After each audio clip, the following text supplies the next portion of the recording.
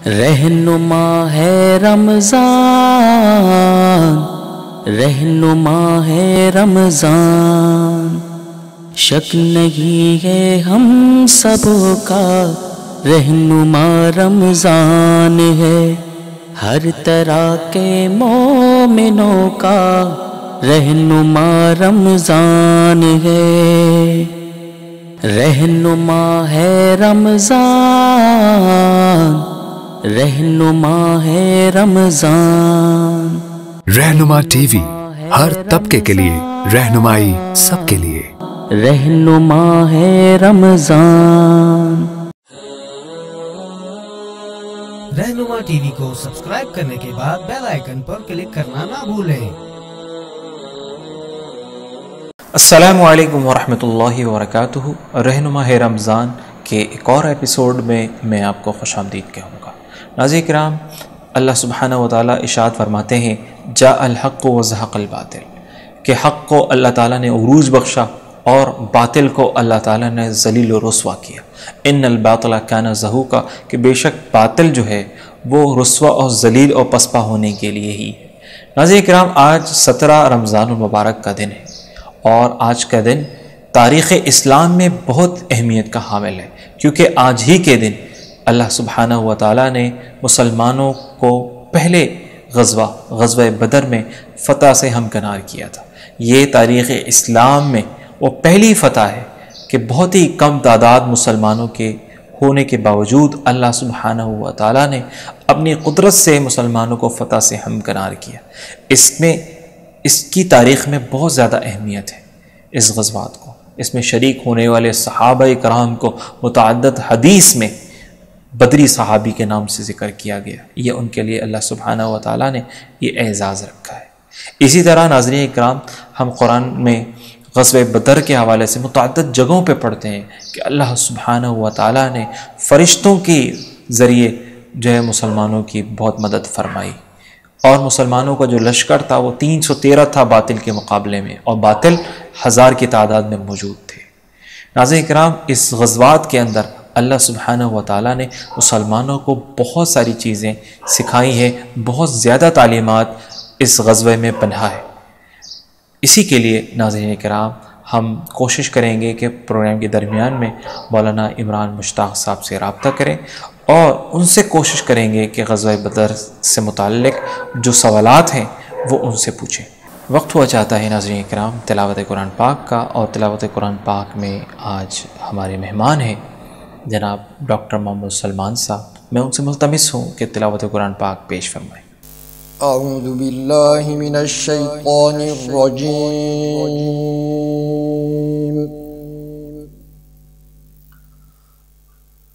بسم اللہ الرحمن الرحیم،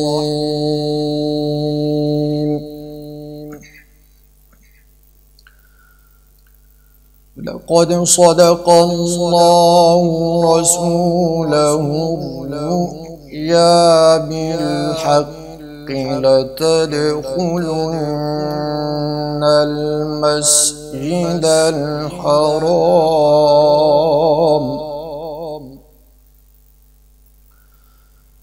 لتدخلن المسجد الحرام إن شاء الله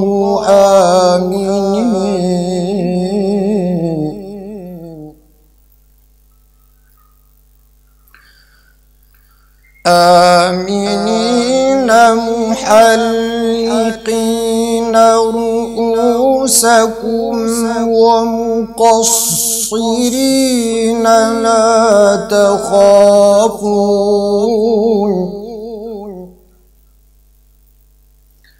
فعلم ما لم تعلموا فجعل من دون ذلك فتحا قريبا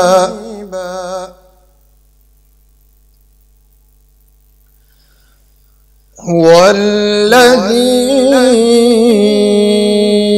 أرسل رسوله بالهدى بالهدى ودين الحق ليظهره على الدين كله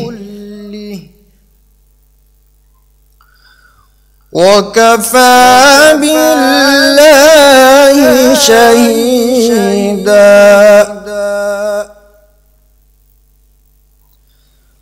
محمد رسول الله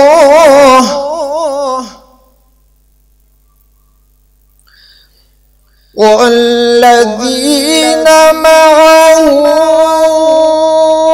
أشداء على الكفار رحماء بينهم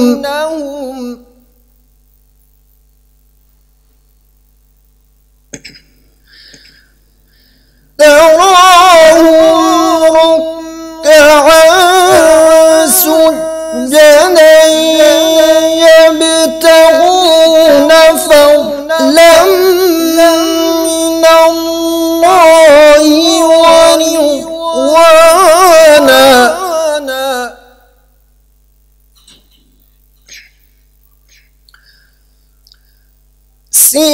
سيماهم في وجوههم من أثر السجود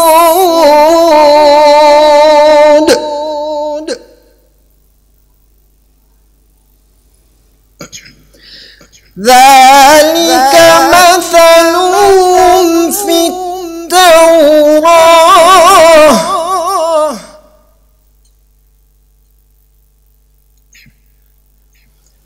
ومثلهم في الإنجيل كزرع أخرج شطأه فآزره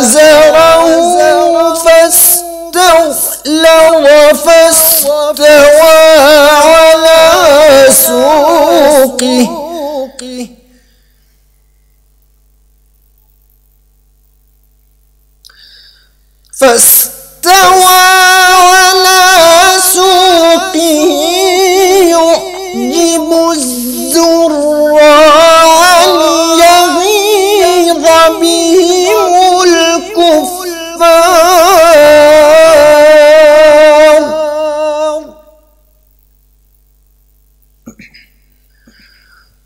وعد الله الذين آمنوا وعملوا الصالحات منهم مغفرة وأجرا عظيما.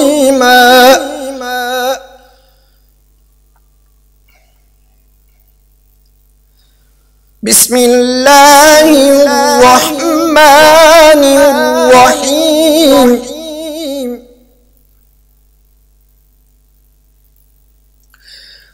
والضحى والليل إذا سجى ما ودعك ربك وما قلى وللآخرة خير لك من الأولى ولسوف يعطيك ربك فترضى.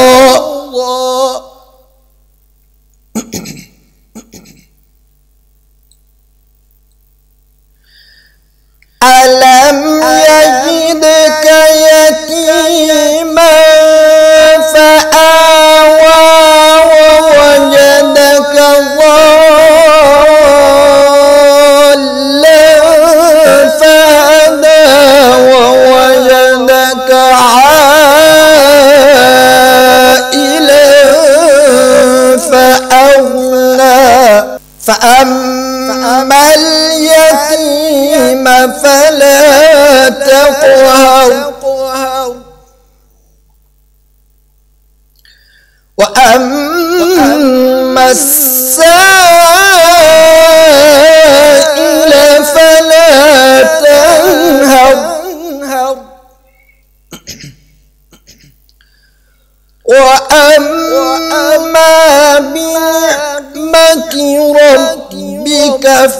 فحدث بسم الله الرحمن الرحيم ألم نشرح لك صدرك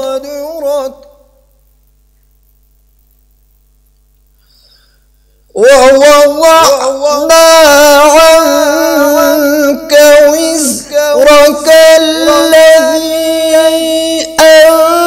أنقض ظهرك ورفعنا لك ذكرك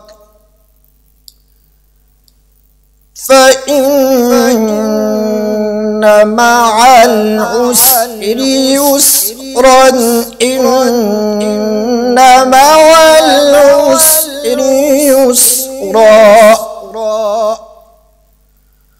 فإذا فرغت فانصب وإلى ربك فارغب صدق الله العظيم. ماشاءاللہ، جزاک اللہ. بڑھیں گے ناظرین کرام نعت رسول مقبول صلی اللہ علیہ وآلہ وسلم کی طرف، اور نعت رسول مقبول صلی اللہ علیہ وسلم کے لیے ہمارے مہمان ہیں حافظ فصیح الدین صاحب. میں ان سے ملتمس ہوں کہ نعت رسول مقبول صلی اللہ علیہ وسلم پیش فرمائیں. السلام علیکم ورحمۃ اللہ وبرکاتہ. نعت رسول مقبول صلی اللہ علیہ وسلم پیش کروں گا، لیکن اس سے پہلے میں رہنما ٹی وی کے حضرات کا شکریہ ادا کروں گا، بھائی ایاز جمیل صاحب کا، کہ انہوں نے مجھ جیسی ناچیز ہستی کو اس پروگرام میں یاد کیا. حمد باری تعالیٰ کا ایک شعر پیش کر کے نعت رسول مقبول صلی اللہ علیہ وسلم پیش کرتا ہوں. درود پاک پڑھنے ہوں کہ وہ خدا میرا خدا میرا خدا میرا خدا ہے، وہ خدا میرا خدا میرا خدا سب کا خدا ہے، وہ خدا میرا خدا میرا خدا میرا خدا ہے، وہ خدا میرا خدا میرا خدا سب کا خدا ہے.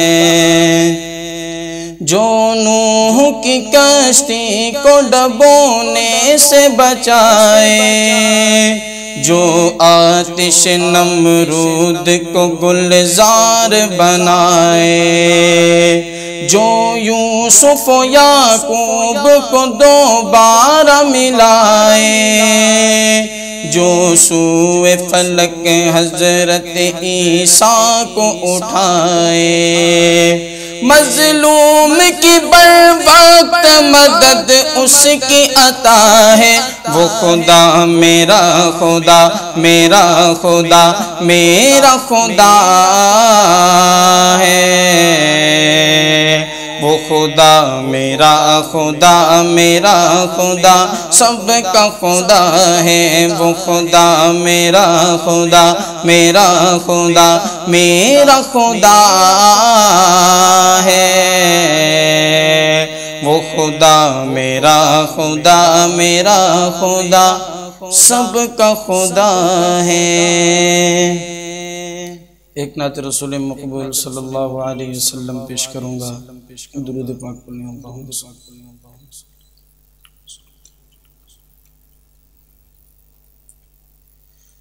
نبی نبی نبی نبی نبی نبی بول نبی نبی بول نبی نبی نبی نبی نبی نبی بول نبی نبی بول نبی نبی نبی نبی نبی نبی بول نبی نبی بول ہر ابتدا سے پہلے ہر انتہا کے بعد، ہر ابتدا سے پہلے ہر انتہا کے بعد، ذات نبی بلند ہے ذات خدا کے بعد، ذات نبی بلند ہے ذات خدا کے بعد۔ دنیا میں احترام کے قابل ہیں جتنے لوگ، دنیا میں احترام کے قابل ہیں جتنے لوگ، میں سب کو مانتا ہوں مگر مصطفیٰ کے بعد۔ نبی نبی نبی نبی نبی نبی بول، نبی نبی بول، نبی نبی نبی نبی نبی نبی بول، نبی نبی بول۔ محبوب کبریا کی ذرا شان دیکھیے، عرش بری پہ رب کے یہ مہمان دیکھیے، محبوب کبریا کی ذرا شان دیکھیے، عرش بری پہ رب کے یہ مہمان دیکھیے، ابوبکر کے حصان پہ پیارے نبی کا سر، ابوبکر کے حصان پہ پیارے نبی کا سر، رکھا ہوا رحل پہ یہ قرآن دیکھیے، نبی نبی نبی نبی نبی نبی بول، نبی نبی بول، نبی نبی نبی نبی نبی نبی بول، نبی نبی بول۔ پورا رسول والوں کا ارمان ہو گیا، شیطان اس نظارے سے حیران ہو گیا، پورا رسول والوں کا ارمان ہو گیا، شیطان اس نظارے سے حیران ہو گیا۔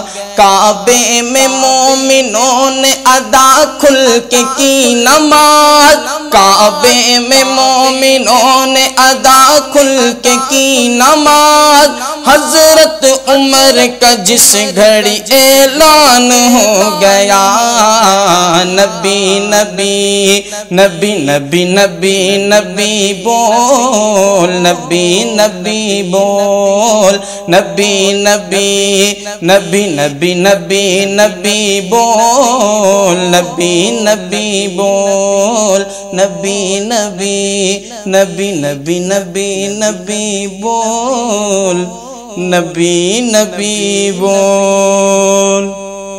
ماشاءاللہ، جزاک اللہ۔ ناظرین کرام، جیسا کہ آپ کے علم میں ہے کہ آج 17 رمضان المبارک ہے، غزوہ بدر کا معرکہ آج ہی پیش آیا، اور ہم نے آج دعوت دی ہے مولانا محمد عمران مشتاق صاحب کو۔ ہم ان سے جاننے کی کوشش کریں گے کہ غزوہ بدر کیا ہے اور اس میں کیا پیغام پہ ہے۔ اچھا مولانا عمران مشتاق صاحب، سب سے پہلے تو غزوہ بدر سے متعلق بتائیں کہ آج کا جو دن ہے وہ مسلمانوں کے لیے کیا اہمیت ہے اس کی، اور غزوہ بدر کیا تاریخی حیثیت ہے؟ الحمدللہ وکفی والصلاة والسلام علی عبادہ الذین اصطفی، اما بعد فاعوذ باللہ من الشیطان الرجیم، بسم اللہ الرحمن الرحیم۔ واذکروا اذ انتم قلیل مستضعفون فی الارض تخافون یتخطفکم الناس فآواکم وأیدکم بنصرہ ورزقکم من الطیبات لعلکم تشکرون، صدق اللہ العلی العظیم۔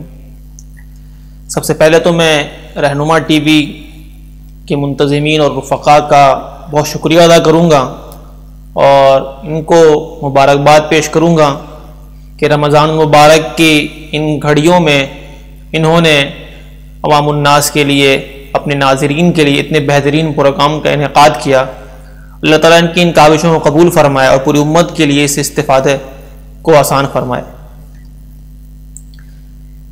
غزوہ بدر جو اسلام کا پہلا غزوہ ہے، حضور پاک صلی اللہ علیہ وسلم کی سیرت میں غزوات بہت اہم اہمیت کے حامل ہیں۔ حضور پاک صلی اللہ علیہ وسلم کی جو غزوات کی زندگی ہے، ان غزوات میں سے غزوہ بدر پہلا غزوہ ہے، اور غزوہ بدر کو عام طور پر ہم غزوہ بدر کہتے ہیں، اور اس کو بعض سیرت نگاروں نے بدر عظمیٰ کا بھی نام دیا ہے اور بدر کبریٰ کا بھی نام دیا ہے۔ قرآن پاک نے غزوہ بدر کے دن کو یوم الفرقان کہا ہے۔ یوم الفرقان یعنی فرق کرنے کا دن۔ یہ وہ دن تھا جس دن اللہ تعالیٰ نے حق اور باطل کے درمیان فرق کر دیا، اور دنیا نے مشاہدہ کر لیا کہ حق پر کون ہے اور باطل پر کون ہے، کہ حق کے ساتھ نصرت خداوندی شامل ہوئی اور حق جو ہے سرفراز ہوا، اور جو باطل طاقت تھی وہ شکست اور ہزیمت کا شکار ہوئی۔ اس لیے قرآن پاک نے اس کو یوم الفرقان کہا ہے، حق اور باطل میں فرق کرنے کا دن۔ غزوہ بدر کے واقع ہونے کا پس منظر یہ ہوا کہ کفار مکہ ان کے معاشی نظام کا دار و مدار تجارت پر تھا۔ وہ تجارتی سفر کبھی ملک شام کی طرف کیا کرتے تھے اور کبھی تجارتی سفر ملک یمن کی طرف کیا کرتے تھے۔ تو ایک مرتبہ ملک شام کی طرف ان کا تجارتی قافلہ گیا، اور ایک بہت بڑا تجارتی قافلہ تھا۔ جب وہ وہاں سے واپس آ رہے تھے، بہت کچھ ساز و سامان تھا اور بہت کچھ سرمایہ اس تجارتی قافلے میں لگا ہوا تھا۔ حضور پاک صلی اللہ علیہ وسلم اس وقت مدینہ منورہ میں تھے، صحابہ کرام یہ مدینہ منورہ میں ہجرت کر کے موجود تھے۔ جب یہ بات معلوم ہوئی کہ مشرکین مکہ کا قافلہ وہاں سے روانہ ہو چکا ہے، حضور پاک صلی اللہ علیہ وسلم نے صحابہ کرام سے مشورہ کیا کہ اس قافلے پر حملہ کرنا ہے، اور صحابہ کرام سے مشورہ کر کے نکلنے کی تیاری کر رہے تھے کہ یہ بات مشرکین مکہ کے اس قافلے کو پہنچ گئی، اور انہوں نے پہلے سے حفاظتی انتظامات کیے اور راستے تبدیل کر لیے، اور انہوں نے مکہ میں یہ پیغام بھی پہنچوا دیا کہ مسلمان ہمارے لشکر پر حملہ کرنے کے لیے آ رہے ہیں، آپ لوگ ہمارے بچاؤ کا انتظام کرو۔ تو مکہ میں جیسے یہ خبر پھیلی، ایک سنسنی پھیل گئی، کیونکہ وہ قافلہ ایسا تھا کہ اس میں اہل مکہ کے تقریباً تمام گھروں کا کچھ نہ کچھ سرمایہ لگا ہوا تھا۔ تو انہوں نے اپنے سرمایہ کی حفاظت کے لیے، تجارتی قافلے کی حفاظت کے لیے وہ لوگ نکلنے کے لیے تیار ہوئے، اور حضور پاک صلی اللہ علیہ وسلم کو اب تک اس کا علم نہیں تھا۔ جب یہ قافلہ نکل پڑا وہاں سے لڑنے کے لیے، تو حضور پاک صلی اللہ علیہ وسلم کو خبر ہوئی، تو آپ صلی اللہ علیہ وسلم نے صحابہ کرام کو بتا دیا کہ دیکھو ہم تو یہاں پر نکلے تھے اس قافلے پر حملہ کرنے کے لیے، ایک چھوٹا سا معرکہ تھا، لیکن جو قافلہ مکے سے لڑنے کے لیے آ رہا ہے اس میں 1000 سے اوپر لوگ ہیں، اور ان کے پاس اسلحہ بھی ہے، مسلح لشکر ہے۔ تو اب تمہاری کیا رائے ہے، تم ان سے لڑنے کے لیے تیار ہو یا نہیں؟ اور آپ صلی اللہ علیہ وسلم نے فرما دیا کہ تمہیں کسی ایک قافلے پر فتح ملنی ہے، یا تو جس تجارتی قافلے کے پیچھے جا رہے تو اسی کے پیچھے چلو، یا پھر یہ کرو کہ جو قافلہ لڑنے کے لیے آ رہا ہے ان سے مقابلہ کرو۔ تو صحابہ کرام میں سے بعض صحابہ کرام کی چاہت تو یہ تھی کہ قافلے والوں پر حملہ کرنے کے بجائے جو تجارتی قافلہ ہے ان پر حملہ کریں، لیکن حضور پاک صلی اللہ علیہ وسلم کی چاہت یہ تھی کہ جو لڑنے کے لیے لشکر آ رہا ہے ان سے مقابلہ کیا جائے۔ حضور پاک صلی اللہ علیہ وسلم نے صحابہ سے جب رائے طلب کی، ابو بکر صدیق رضی اللہ تعالیٰ عنہ کی رائے یہی آئی کہ ہمیں لڑنے کے لیے تیار رہنا چاہیے، ہم اسی قافلے سے لڑنے کے لیے جائیں گے۔ عمر فاروق رضی اللہ تعالیٰ عنہ سے مشورہ کیا تو عمر فاروق رضی اللہ تعالیٰ عنہ نے بھی یہی فرمایا کہ ہمیں اسی لڑنے والے قافلے سے مقابلہ کرنا چاہیے۔ حضور پاک صلی اللہ علیہ وسلم صحابہ کی رائے کو سن رہے تھے کہ حضرت مقداد رضی اللہ تعالیٰ عنہ کھڑے ہوئے، اور انہوں نے بہت ہی ولولہ انگیز جملہ حضور پاک صلی اللہ علیہ وسلم کے سامنے ارشاد فرمایا کہ یا رسول اللہ، جس بات کا اللہ تعالیٰ نے آپ کو حکم دیا ہے اس بات کو آپ کر گزریں، اس میں کوئی تردد نہ کریں۔ ہم آپ کو وہ جواب نہیں دیں گے جو جواب حضرت موسیٰ علیہ السلام کی ساتھیوں نے حضرت موسیٰ علیہ السلام کو دیا تھا کہ اذهب انت وربك فقاتلا انها هنا قاعدون، بلکہ ہم تو یہ کہیں گے یا رسول اللہ آپ چل پڑیں، اذهب انت وربك فقاتلا انا معكما مقاتلون، کہ آپ اور آپ کے رب بھی جائیں قتال کریں اور ہم بھی آپ کے ساتھ مل کے قتال کریں گے۔ حضور پاک علیہ السلام نے ساری تقریریں سنی، لیکن آپ صلی اللہ علیہ وسلم پھر بھی خاموش تھے، کچھ تردد کا اظہار فرما رہے تھے۔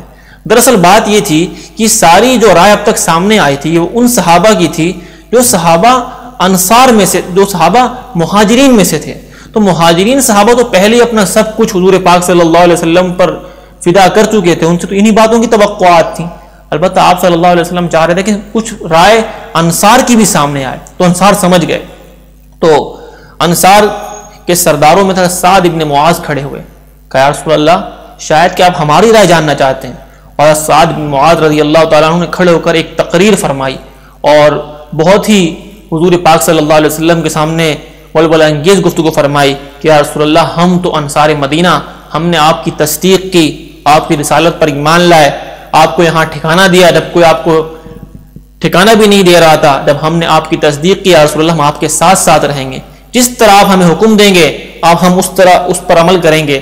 آپ اگر ہمیں حکم دیں گے کہ یا رسول اللہ کہ ہم کسی دور دراز وادی میں چلے جائیں، برق القمات کا لفظ استعمال کریں، ہم وہاں بھی چلے جائیں گے. آپ اگر ہمیں حکم دیں گے سمندر میں کود جاؤ تو ہم وہاں پر بھی کود جائیں. تو پھر یہ حضور پاک صلی اللہ علیہ وسلم نے ان تمام باتوں کو سن کر پھر حضور پاک صلی اللہ علیہ وسلم نے صحابہ کرام کو نکلنے کا مشورہ دیا. پھر یہ پوری جنگ کی جو ہے وہ تیاری کی اور جنگ کی نوبت پیش آئی. اچھا مولانا عمران مشتاق صاحب، ایک اشکال ہے اس کا جواب دیجیے گا، اور مجھے پتہ ہے کہ اس اشکال کا بہت احسن طریقے سے آپ جواب دیں گے. وہ اشکال یہ ہے کہ ایک قافلہ جو شام کی طرف سے جو ہے وہ سامان سے جو ہے وہ بھرپور جو ہے وہ مکے کی طرف جا رہا تھا، اس پر امن قافلے کی طرف اسلام کیسے اجازت دے سکتا ہے کہ اس قافلے کو لوٹا جائے یا اس پر حملہ کیا جائے؟ اس کا جواب دے دیجیے گا. بالکل یہ بہت اہم سوال ہے، اور اس نقطے کو اٹھا کر بہت سے ملحدین نے حضور پاک صلی اللہ علیہ وسلم کے غزوات پر اعتراض کیا ہے، خصوصاً غزوہ بدر پر، کہ ایک پرامن قافلہ جا رہا تھا تو کیا ضرورت پیش آئی مسلمانوں کو اس پر حملہ کرنے کی. تو بات دیکھیں دراصل سمجھنے کی ہے. آپ اگر پورے پس منظر کو سنیں گے اور سمجھیں گے تو یہ اشکال پیش نہیں آئے گا. مسلمانوں نے 13 سال کا عرصہ مکے میں ایک یوں سمجھیں کہ ظلم و ستم کا دور گزارا. ابھی مدینے پہنچے ہیں، سکھ کا سانس نہیں لیا. مشرکین مکہ وہاں بھی انہوں نے سازشیں شروع کر دی کہ مسلمان وہاں پر بھی سکھ کا سانس نہ لے سکے، اور اپنے قاصدین کو اور اپنے لوگوں کو انہوں نے مکے بھیجا کہ مدینے بھیجا کہ مدینے والوں کو بھی ورغلائیں، مسلمانوں کو وہاں سے نکالیں. سازشیں کرتے رہتے. اب دن بدن مشرکین مکہ طاقت میں بڑھتے جا رہے تھے، اور ان کو اگر اسی طاقت پر چھوڑ دیا جاتا اور دن بدن اپنی طاقت پر وہ بڑھتے چلے جاتے تو وہ اس بات کی تیاری کر رہے تھے کہ مدینے میں بھی مسلمانوں کی بیخکنی کر دی جائے. تو یہ جو تجارتی قافلہ گیا تھا، یاد رکھیں یہ محض ایک تجارتی قافلہ ہی نہیں تھا. یوں سمجھیں کہ اہل مکہ کے بہت بڑے معاشی نظام کی بنیاد اس کے اوپر تھی اور اقتصادی طاقت اس پر مبنی تھی. یہ تجارتی قافلہ میں نے جیسا کہ پہلے ذکر کیا کہ اہل مکہ کے تقریباً ہر گھر کے ہر فرد کا تقریباً کچھ نہ کچھ سرمایہ، کچھ انویسٹ اس قافلے میں تھا. یہ قافلہ اگر مکہ آتا تو اہل مکہ کو اقتصادی طور پر اتنا فائدہ ہوتا، وہ اقتصادی طور پر اتنے مضبوط ہو جاتے کہ مسلمانوں کے لیے بیخکنی کرنا، مسلمانوں کو مٹانا ان کے لیے بہت آسان ہو جاتا. دیکھیں یاد رکھیں اسلام نے ہمیں بیداری سکھائی ہے. اسلام نے ہمیں غفلت نہیں سکھائی، بیداری سکھائی کہ آپ کا دشمن اور وہ دشمن جو آپ کے خلاف سازشیں کر رہا ہے وہ اگر طاقتور ہو رہا ہے تو آپ بیدار رہیں، اس کی طاقت کو توڑیں، اس کو طاقتور سے طاقتور ہونے دینا. اقتصادی میدان میں، معاشی میدان میں، دفاعی نظام میں یہ غفلت کا نتیجہ ہوتا ہے. حضور پاک صلی اللہ علیہ وسلم ایسے غفلت کا شکار نہیں ہو سکتے تھے. تو اس لیے ان کو اقتصادی طور پر کمزور کرنے کے لیے حضور پاک صلی اللہ علیہ وسلم نے اس تجارتی قافلے پر حملہ کرنے کا منصوبہ بنایا کہ ان کی اقتصادی طاقت ٹوٹے اور کل کو وہ مسلمانوں کے لیے مسلمانوں کے خلاف کوئی سازش نہ کر سکے. تو یہ عین سیاسی حکمت عملی تھی، کوئی قباحت نہیں تھی کہ ایک پرامن قافلے پر انہوں نے صرف حملہ کیا. اچھا عمران مشتاق صاحب، جو فرشتوں کی بابت اللہ سبحانہ و تعالیٰ ارشاد فرماتے ہیں تو فرشتے کس طور پر غزوہ بدر میں مسلمانوں کی مدد کر رہے تھے؟ فرشتوں کا اس میں کیا کردار تھا؟ ذرا یہ بھی آگاہ فرمائیے. جی ہاں، غزوہ بدر میں فرشتوں کا نزول ہوا ہے، فرشتے اترے ہیں صحابہ کرام کی امداد کے لیے. ایک بات واضح کرتا چلوں کہ فرشتے دوسرے غزوات میں بھی مدد کے لیے آئے ہیں. صحابہ کرام کی مدد کے لیے اللہ نے فرشتے دوسرے غزوات میں بھی بھیجے، اور غزوات کے علاوہ بھی بعض اہم مواقع پر اللہ تعالیٰ نے اہل ایمان کی مدد کے لیے بہت سے مواقع پر فرشتوں کو بھیجا ہے. لیکن بدر کا یہ واقعہ خاص اہمیت کا حامل اس بنا پر ہے کہ بدر کے اندر جو فرشتے اترے ہیں انہوں نے صحابہ کے ساتھ مل کے قتال کیا. کسی اور غزوے میں فرشتوں نے قتال نہیں کیا. اللہ نے حنین میں فرشتوں کو اتارا مسلمانوں کی ثابت قدمی کے لیے، تسلی کے لیے، اور دوسرے مواقع میں فرشتے اترے، قتال نہیں کیا.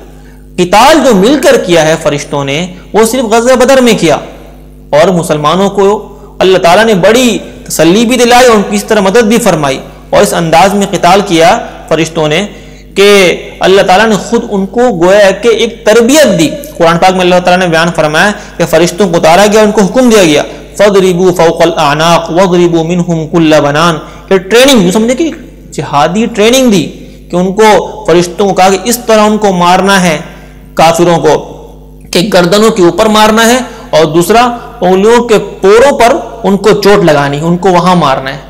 تو فرشتے جب کسی کو قتل کرتے تھے کافروں کو تو ان دو جگہوں پر مارتے تھے، گردن کے اوپر اور انگلیوں کے پوروں پر۔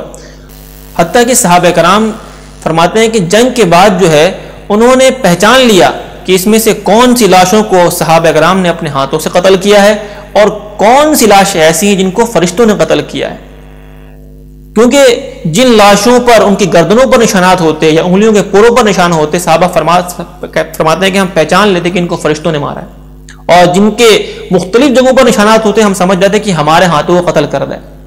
تو فرشتوں کی نے اس کے اندر مسلمانوں کی اس طرح امداد کی کہ خود مل کے قتال کیا ہے، خود مل کر لڑائی کی ہے۔ حتیٰ کہ ایک صحابی خود فرماتے ہیں کہ انہوں نے حضرت عباس رضی اللہ تعالیٰ عنہ جو اب تک مسلمان نہیں ہوئے تو ان کو گرفتار کیا تھا۔ حضرت عباس کہتے ہیں کہ مجھے گرفتار کرنے والا یہ شخص نہیں، یہ صحابی جو گرفتار کر کے لا رہا ہے، کیونکہ وہ چھوٹے قد کے تھے، حضرت عباس بڑے لمبے قد آور تھے، کہا کہ اس کے بس کی بات تھی نہیں، کسی اور نے مدد کی ہے اس کی، اور ان کی مدد سے جو ہے اس نے مجھے گرفتار کیا۔ تو خاص طور پر مدد کی فرشتوں نے اس میں۔ ماشاء اللہ، جزاک اللہ۔ ایک آخری سوال مولانا عمران مشتاق صاحب آپ سے کروں گا۔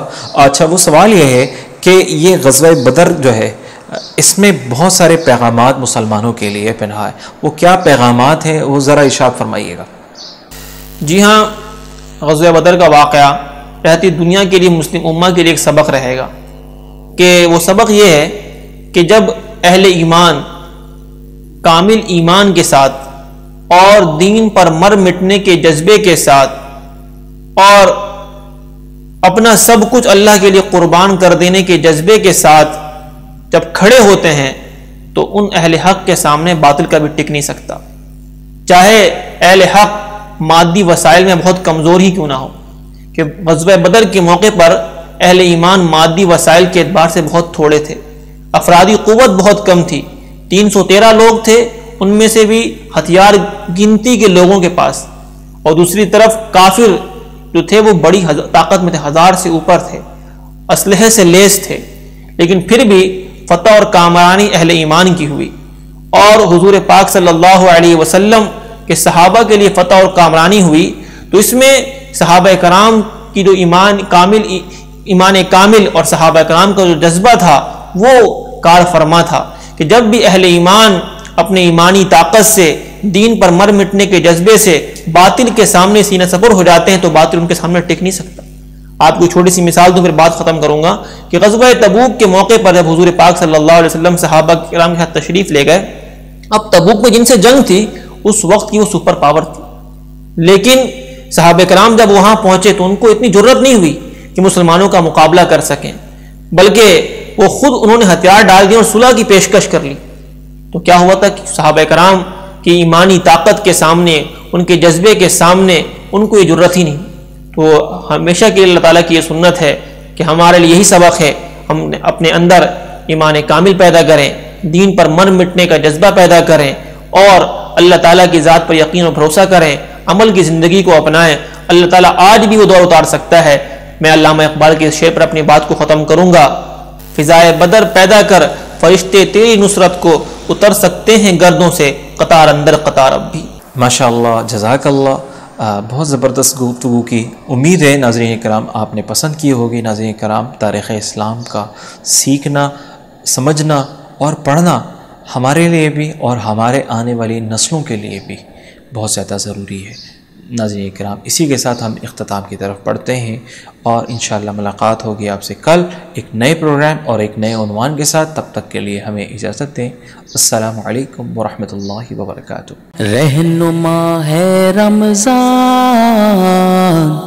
رہنما ہے رمضان، شک نہیں ہے ہم سب کا रहनुमा रमज़ान है, हर तरह के मोमिनों का रहनुमा रमज़ान है। रहनुमा है रमज़ान, रहनुमा है रमज़ान। रहनुमा टीवी हर तबके के लिए, रहनुमाई सबके लिए। रहनुमा है रमज़ान।